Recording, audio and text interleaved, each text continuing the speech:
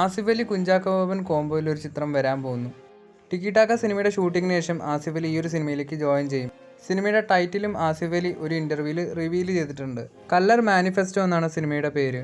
ഫാഫ ദിലീഷ് പോത്തൻ കോംബോയിൽ വീണ്ടും ഒരു ചിത്രം വരാൻ പോകുന്നുണ്ടെന്നാണ് അറിയാൻ സാധിക്കുന്നത്.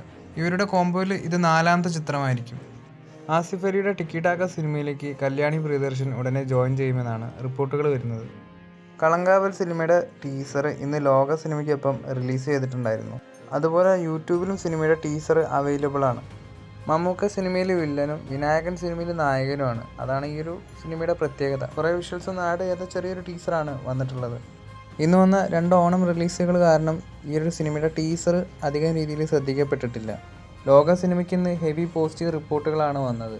കല്യാണി പ്രിയദർശനും നെസ്ലനുമാണ് സിനിമയിൽ പ്രധാന കഥാപാത്രങ്ങളെ അവതരിപ്പിക്കുന്നത്. DQ ടൊവിനോ, സണ്ണി വെയിൻ തുടങ്ങിയവരുടെ ക്യാമിയോ സിനിമയിൽ വലിയ രീതിയിൽ ഇമ്പാക്റ്റ് ഉണ്ടാക്കിയിട്ടുണ്ടെന്നും അഭിപ്രായങ്ങൾ വരുന്നുണ്ട്. ഇനി ഇവരുടെ ക്യാമിയോസ് ഒന്നും സ്പോയിലറായിട്ട് പറയേണ്ട ആവശ്യമില്ല, കാരണം സെൻസർ ബോർഡ് നേരത്തെ ലീക്ക് ചെയ്തതാണ് ഈ ക്യാമിയോസൊക്കെ.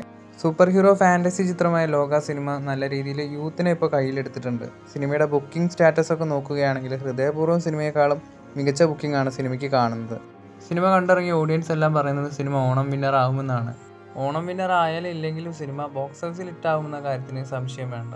ഹൃദയപൂർവ്വം സിനിമയ്ക്കും പോസിറ്റീവ് റെസ്പോൺസ് ആണ് വന്നത്. എന്തായാലും കുടുംബ പ്രേക്ഷകർ ഈ ഒരു സിനിമ ഏറ്റെടുക്കുമെന്ന കാര്യത്തിന് സംശയം വേണ്ട. കാരണം തുടരും സിനിമയ്ക്ക് പോസിറ്റീവ് വന്നപ്പോൾ എന്താണ് സംഭവിച്ചതെന്ന് നമ്മൾ കണ്ടതാണ്. ബുക്ക് മൈ ഷോ സ്റ്റാറ്റസ് ഒക്കെ നോക്കുകയാണെങ്കിൽ ലോകയും ഹൃദയപൂർവ്വം കട്ടയ്ക്കാണ് നിൽക്കുന്നതെന്ന് മനസ്സിലാക്കാം. ഇന്ന് വരുന്ന ഓടും കുതിര ചാടും കുതിര, മേനെ പ്യാർ കിയ എന്നീ 2 സിനിമകൾക്ക് പോസിറ്റീവ് റെസ്പോൺസ് വരുമോ എന്ന് നമുക്ക് നോക്കാം. ഓണം റിലീസുകളിൽ നിങ്ങൾ ഏത് ചിത്രമാണ് തിയേറ്ററിൽ കാണാൻ പോകുന്നത്? കമൻറ്റ് ചെയ്യൂ.